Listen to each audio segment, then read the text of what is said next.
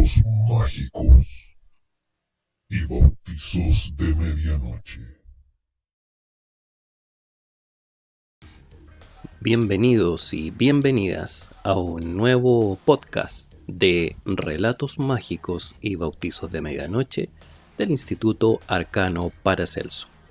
En el podcast de hoy nos corresponde continuar con nuestra sección Breve Historia de la Brujería, donde avanzamos con el capítulo 2, Magia y Brujería. Los términos brujería y magia evocan imágenes misteriosas, fórmulas incomprensibles, prácticas secretas y miedo atávico, pero al mismo tiempo fascinan, suscitan la curiosidad por conocer ese mundo desconocido, lleno de misterio y guardián de secretos inescrutables. Confirman la eterna necesidad del hombre de comunicarse con lo divino en todos los lugares de la tierra, sin límites de espacio ni de tiempo. En general, se entiende por brujería el conjunto de artes mágicas o prácticas dirigidas a dominar las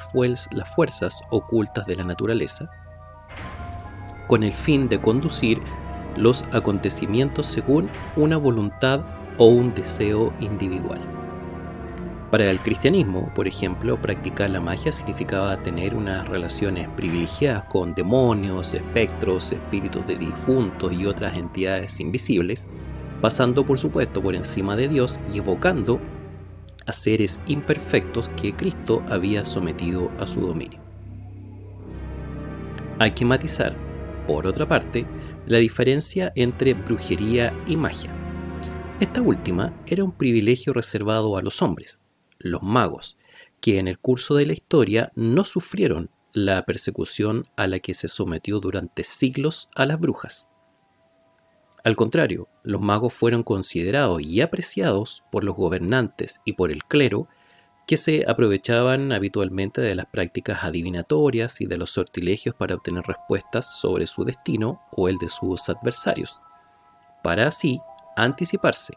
atacarlos y golpearlos con la ayuda de las fuerzas ocultas.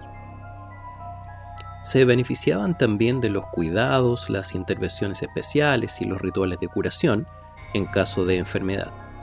La magia, además, aunque difería muy poco de la brujería en cuanto a las prácticas mágicas, por ejemplo la preparación de filtros, ungüentos, pociones, el uso de hierbas, rituales, fórmulas invocatorias, etc., estaba reservada a la alta sociedad, poseedora por supuesto del poder religioso, la riqueza, la nobleza y la cultura. La brujería, privilegio mujeril bastante difundido, era, en cambio, muy popular entre las clases sociales más pobres, en valles y montañas perdidos, en el campo y en los bajos fondos de las ciudades, donde la mujer ostentaba siempre un papel relevante, gobernando y resolviendo, tanto en el ámbito social como en el doméstico y familiar, cada problema, desde el más simple hasta el más extraordinario. Tomás de Aquino, teólogo y filósofo italiano, fue el primero en afirmar dogmáticamente la existencia de la brujería, sustrayéndola del mundo pagano y situándola en el Estado cristiano que, al no estar todavía preparado para entenderla, no lograba aceptarla.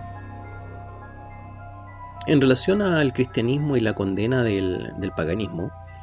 a comienzos del primer milenio, las conquistas romanas de las regiones que se encontraban en el Mediterráneo oriental permitieron acceder a ritos religiosos nunca antes conocidos.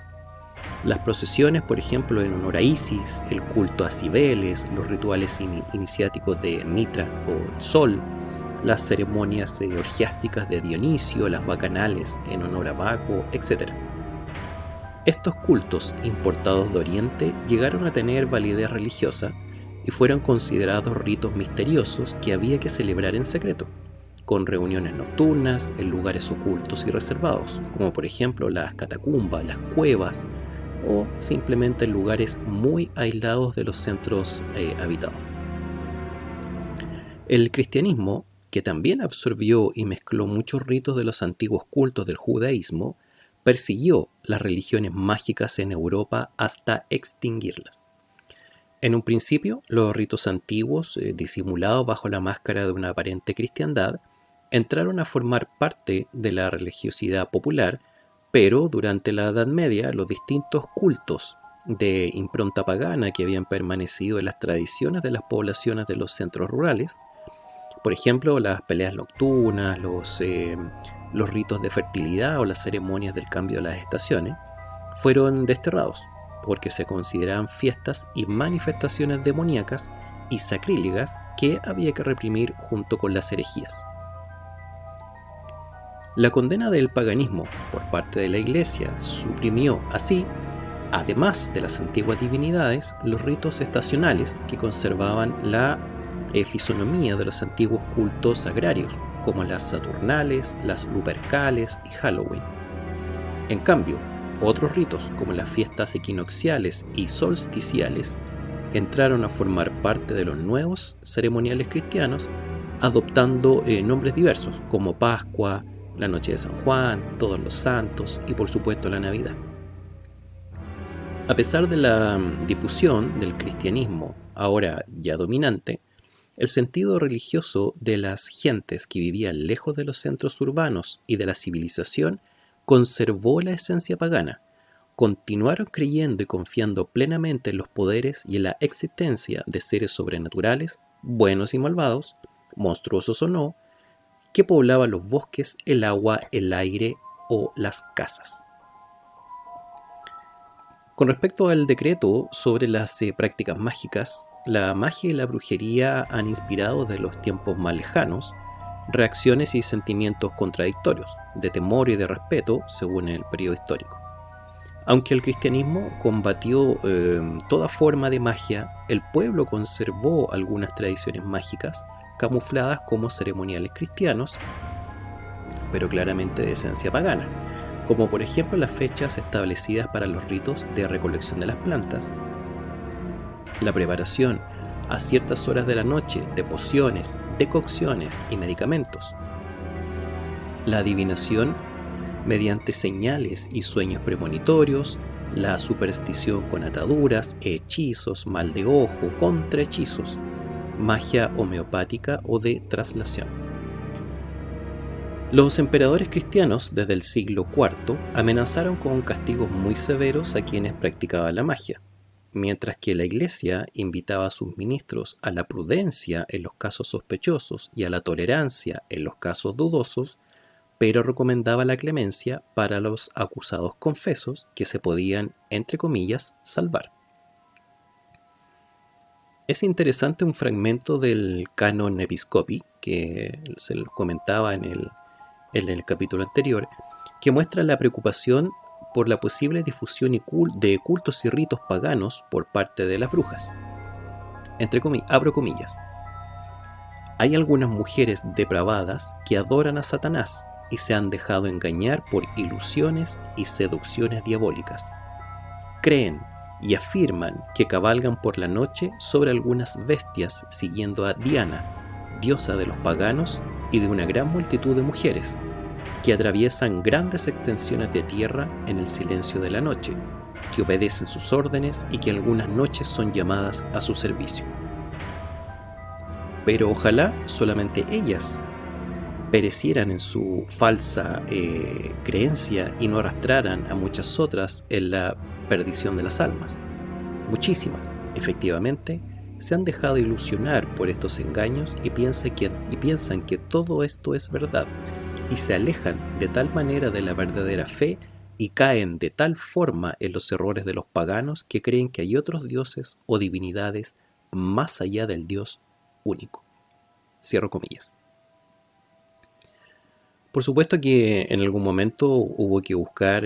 como se dice, el chivo expiatorio, y esto lamentablemente recayó sobre las brujas y las herejes. La figura de la bruja, muy popular en la sociedad medieval de Occidente, emerge particularmente con la difusión simultánea de los grandes movimientos heréticos que llevan con ellos una amenaza inquietante y temible, obviamente para la Iglesia, que adoptó una actitud de intolerancia extrema, decretando la persecución y la represión. se considera herejía toda opinión o doctrina distinta a la fe ortodoxa, por lo que, al ser contraria a la Iglesia, era condenada por esta.